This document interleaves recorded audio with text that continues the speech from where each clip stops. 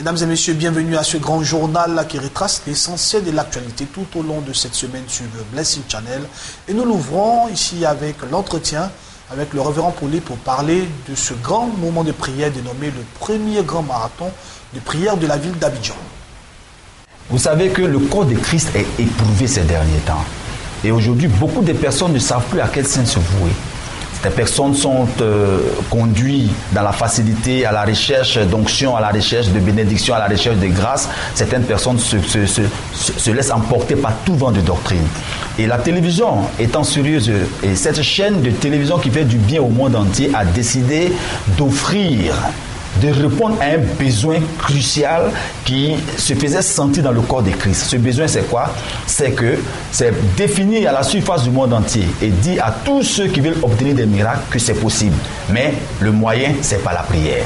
Et c'est pourquoi la télévision a décidé pour cette fin d'année d'organiser le premier grand événement de cette fin d'année de prière. Je précise bien, le premier grand événement de fin d'année de prière. Parce qu'il y a des prières qui sont organisées, c'est vrai, mais pour cette fois-ci, c'est spécial.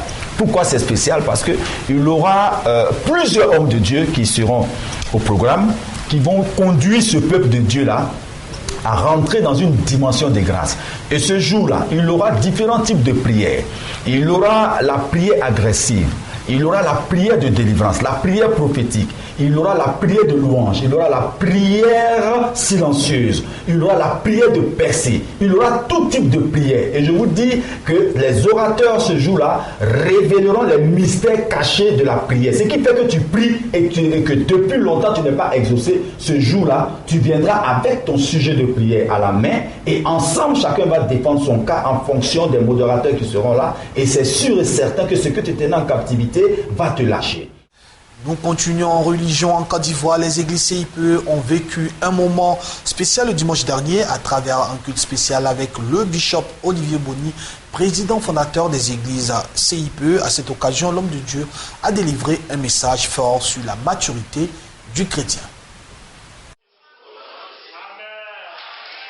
Les fidèles des églises CIPE ont répondu nombreux à l'appel du Seigneur pour le rendez-vous dominical au siège dans la commune de Cocody les Deux Plateaux, le temple à la Renaissance. Un culte spécial avec le père spirituel, le bishop Olivier Boni, président fondateur des églises CIPE.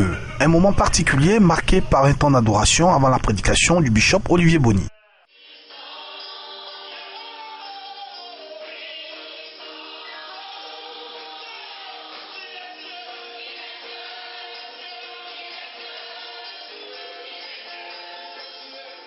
L'homme de Dieu, après avoir disposé le peuple, a donné un enseignement profond sur la maturité spirituelle, un caractère fondamental dans la vie d'un enfant de Dieu. Un enfant ne connaît pas le feu, un enfant ne connaît pas l'argent, un enfant ne connaît pas ce que c'est qu'un ministre ou un président. Donc si vous dites à un enfant, tu es président, qu'est-ce qu'il en fera? Rien. Or, quand il arrive à un certain niveau où il est conscient de toutes les retombées de ce poste-là, alors il peut gérer. Donc on a compris que Dieu ne peut pas vous donner certaines bénédictions si vous n'arrivez pas à un certain stade de maturité spirituelle. La Bible même dit que aussi longtemps que l'héritier demeurera enfant, il ne différera en rien de l'esclave. Donc on comprend que tant que vous serez enfant spirituellement, le diable et les sorciers feront de vous leur terrain de baseball, de basketball, de handball, de football et de ping-pong.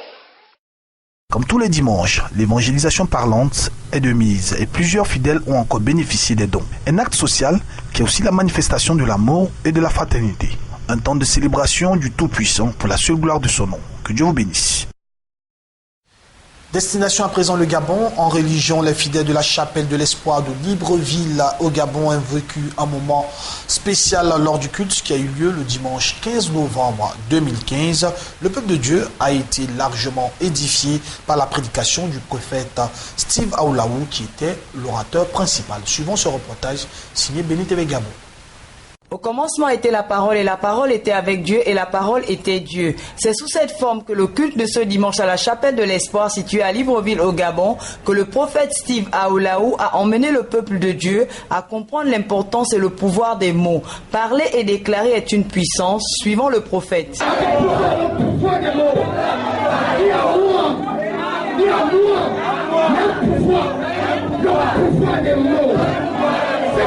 bouche déclare. Ça s'accomplit. Seigneur, merci.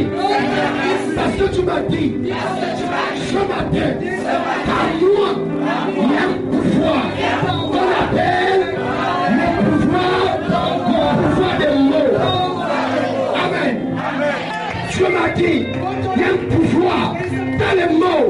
C'est le temps pour nous d'aller envahir le Gabon avec des messages puissants. Je nous dois acclamer le Seigneur. Acclame le Seigneur. Acclame le fort. Le pouvoir des mots. J'utilise ma bouche pour changer les choses. Alors commence à changer les choses. Change. Pour joindre la parole aux actes, le prophète a déclaré quelques prophéties aux fidèles présents. Il y a quelqu'un ici. Le Seigneur m'a montré qui est en train de construire une maison. Si tu m'appelais, je libère cette parole.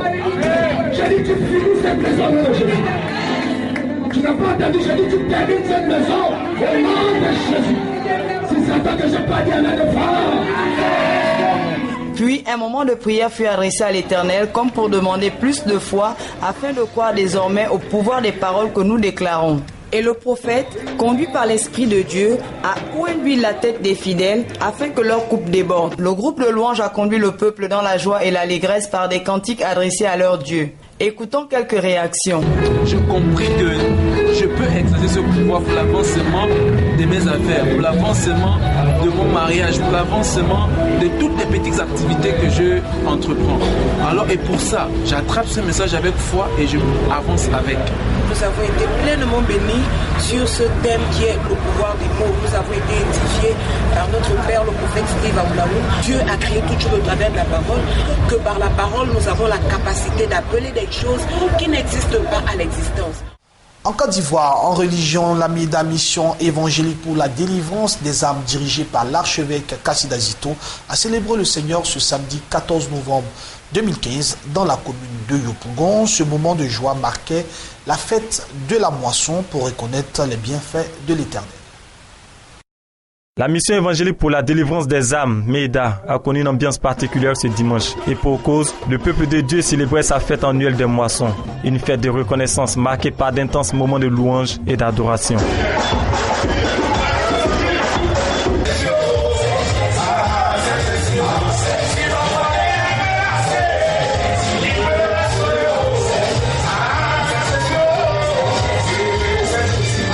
Comme le roi David dans la Bible, Madame Sangaré, la marraine des femmes à cette fête des moissons 2015, a célébré Dieu par ses pas de danse. Elle s'est ensuite adressée au peuple.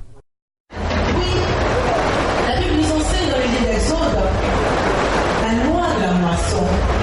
Bien-aimé, je veux demander à Dieu, parce qu'il a fait quelque chose d'extraordinaire, que ni mon père, ni ma mère, ni mon époux, ni mes frères et sœurs ne peuvent faire pour moi, à part lui seul. Bien-aimé, apprenons à marcher par l'Esprit de Dieu.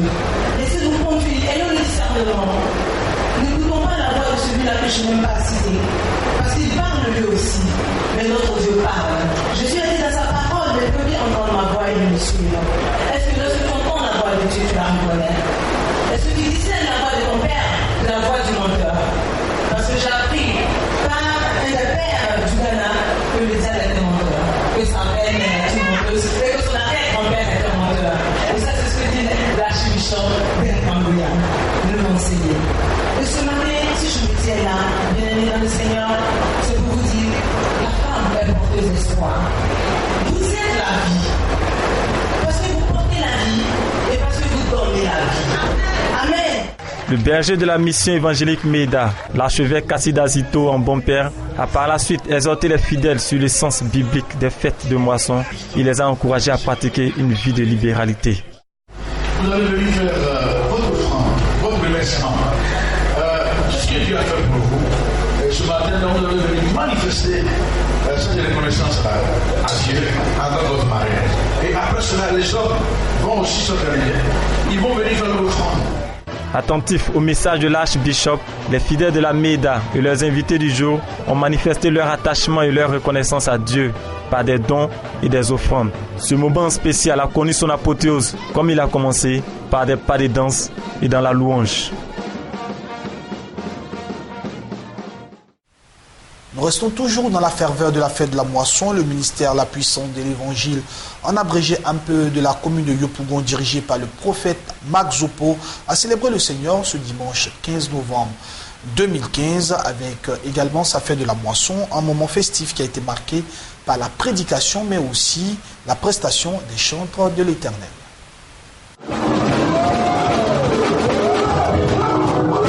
Rendre gloire à l'Éternel pour tous ses bienfaits, tel est le leitmotiv du ministère de la Puissance de l'Évangile, en abrégé MPE Bethel, de la commune de Yopougon, dirigé par le prophète Seigneur Max Zopo.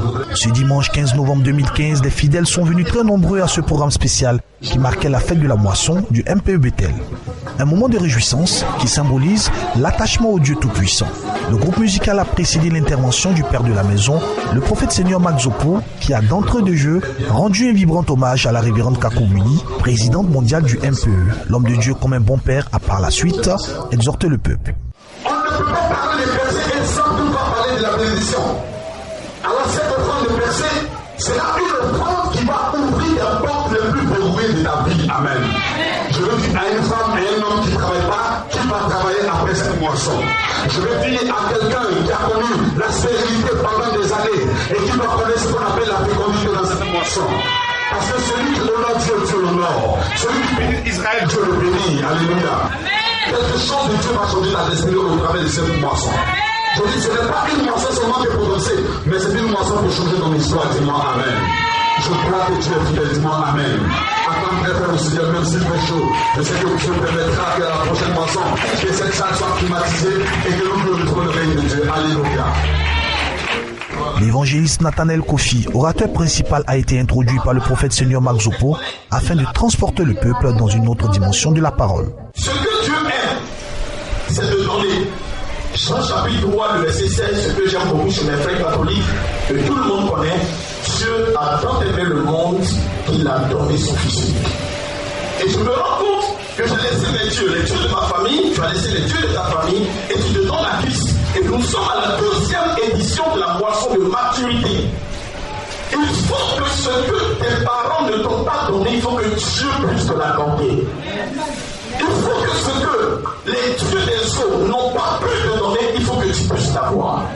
Et Salomon va comprendre le mystère. Parce qu'il s'est souvenu au temps jadis que son père David était quelqu'un qui faisait de bonnes offrandes. Mais David n'avait pas fait ce que son fils Salomon allait faire. C'est pourquoi le petit sous-thème de ce message est simplement sois unique en faisant ce qui est différent. Cette belle cérémonie a pris les allures festives avec les prestations des chants de l'Éternel qui ont égayé le peuple.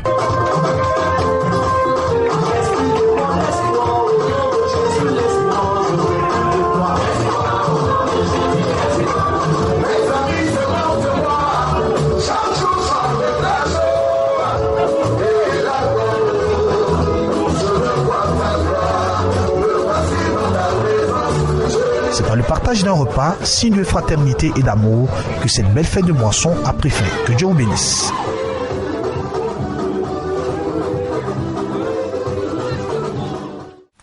Ce même dimanche 15 novembre 2015, un culte spécial de consécration a eu lieu au temple des églises Pentecôte Michel Vako Ministries, 6 dans la commune d'Abobo, pour célébrer la naissance de Samuel Vako, fils du révérend Michel Vako. Plusieurs parents, amis étaient présents.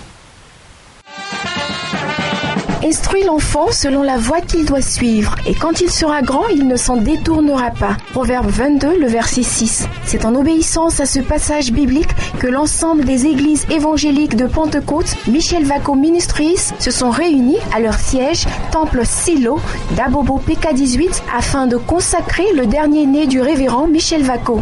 Fanfare, cantiques et pas de danse étaient au menu de ce culte spécial de consécration qui s'est tenu le dimanche 15 novembre 2015 dernier.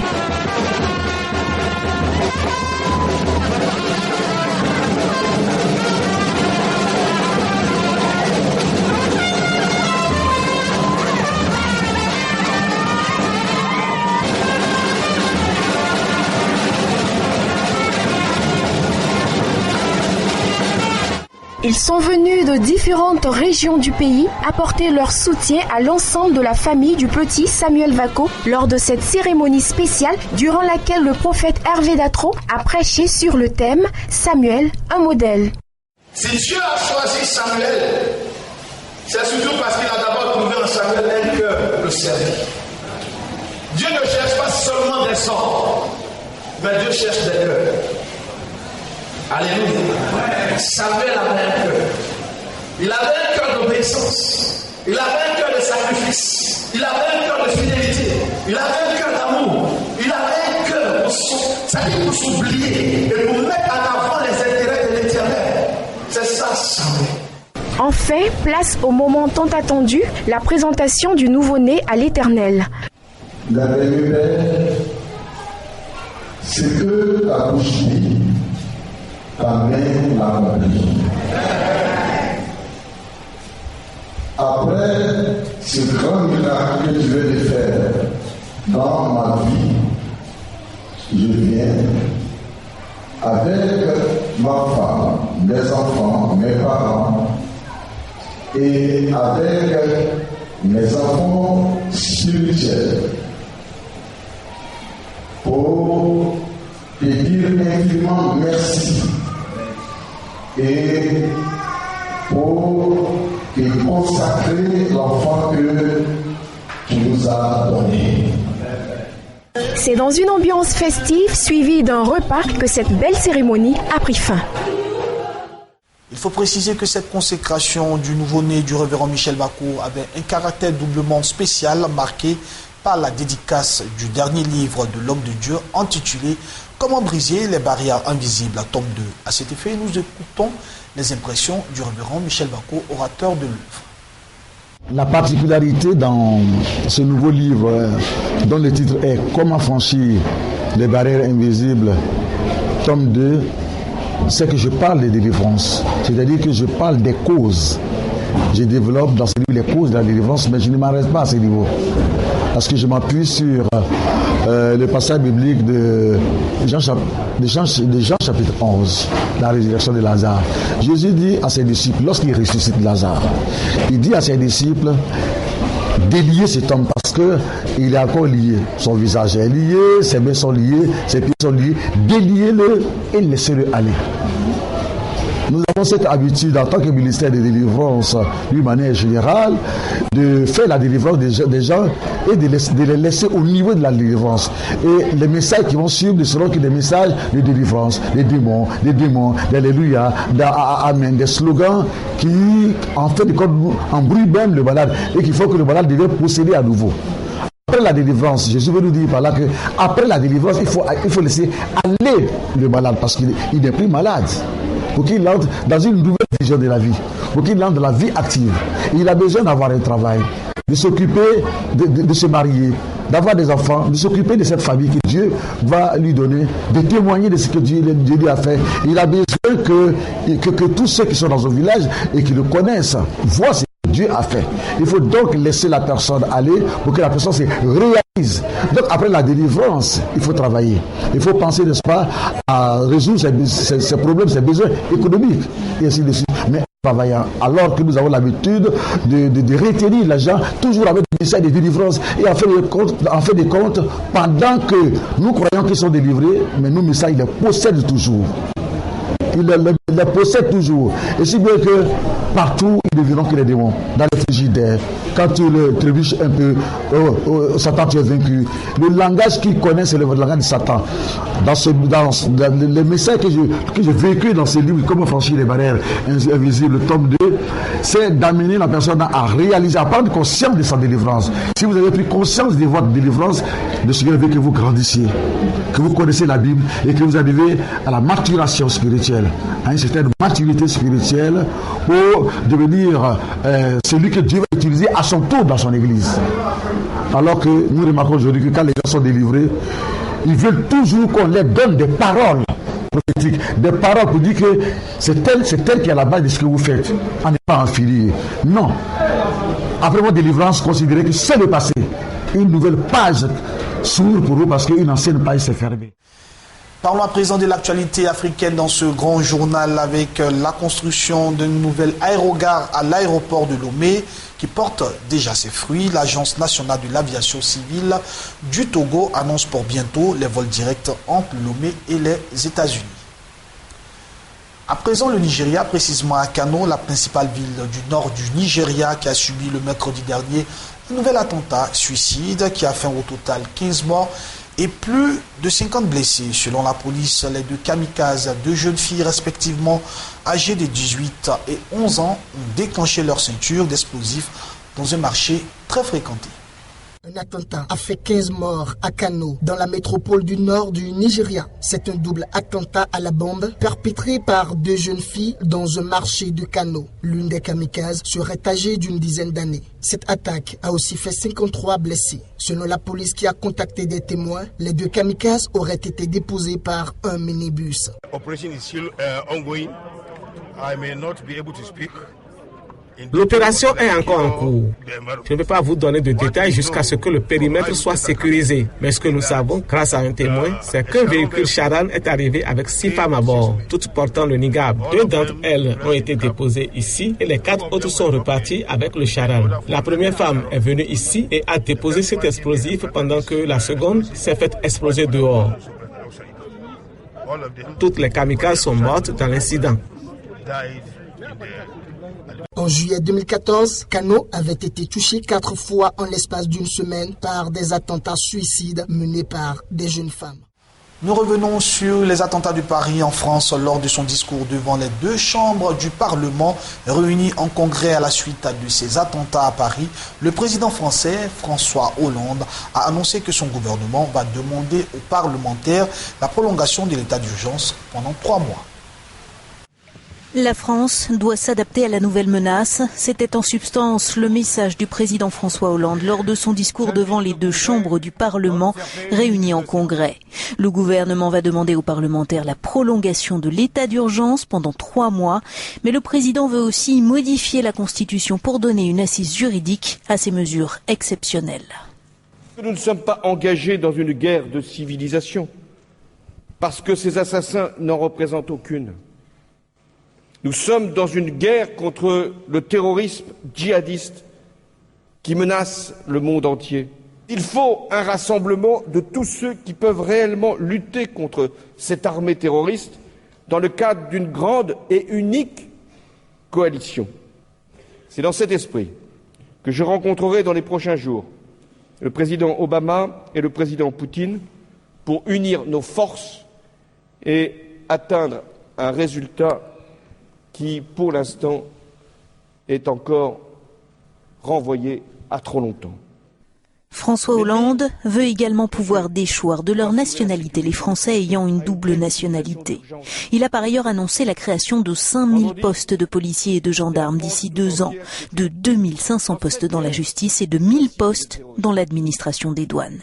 Évoquant une nouvelle fois un acte de guerre, il a enfin appelé les Français à rester unis avant d'entonner la Marseillaise avec les quelques 900 parlementaires présents.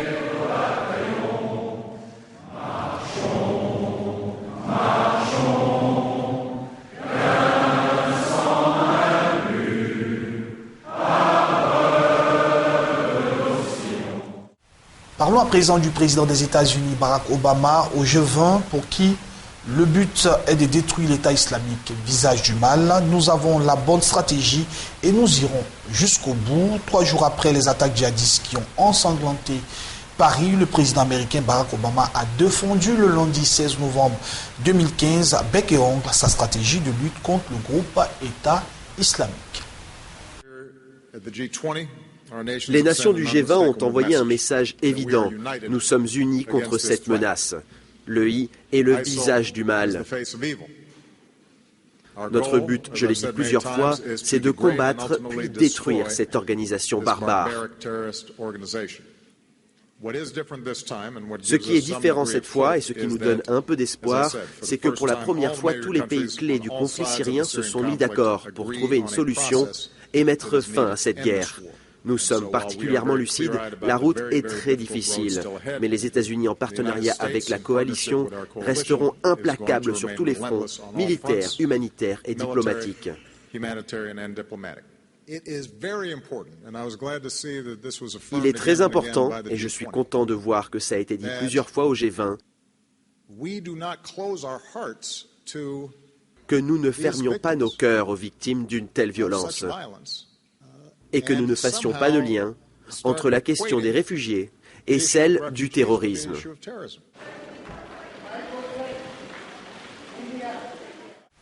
Nous terminons cette édition d'information en sport avec cette triste nouvelle dans le monde du rugby qui perd l'un de ses symboles, l'ancienne star Jonah Lomu s'est éteint brusquement le mercredi dernier à son domicile d'Auckland en Nouvelle-Zélande. Il faut préciser que l'homme était âgé de 40 ans.